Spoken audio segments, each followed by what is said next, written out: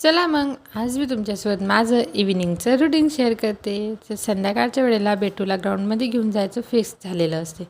तिथं हा मुलगा आधी तर कोणाजवळच जात नव्हता, पण आता जशी जशी ओळख होतात तसं त्याला सर्वांजवळ जायचं असते.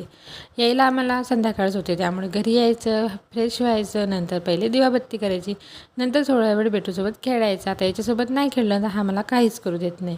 जायच्या अगोदरच मी बटाटे बॉईल करून घेतले होते आणि माझ्या पिल्लूला असा बॉईल केलेला बटाटा खायला खूप जास्त आवडतो. त्याला खायला एक बटाटा दिला, नंतर मी पटकन भाजी बनवून घेतली, कारण आज मला बनायचे होते पराठे. त्यासाठी इथं मी फिलिंग बनवून घेतली. आता ही भाजी थंड होते तेवढ्या वेळात म्हटलं पीठ मळून घ्यावं. तेवढ्यात माझ्या बेटूची हे शिकायची कारणामध्ये आत्ता याच्या अंगात पाणी भरायचा भूत शिरलाय. आता हा कुठं जाते पाणी भरायला याचं ह्याला माहीत. आणि हे गोड गोड स्माईल देणं, असे नवीन नवीन रोज काही ना काही कारनामे करतच राहायचे. घरात लहान लेकरं असले ना की दिवस कुठं उगवतो आणि कुठं मावळतो कळतसुद्धा नाही. वेळेचं तर भानच राहत नाही.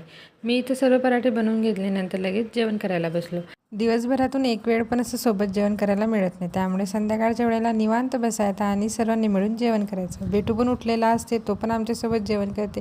छोटासा फॅमिली टाईम मिळतो.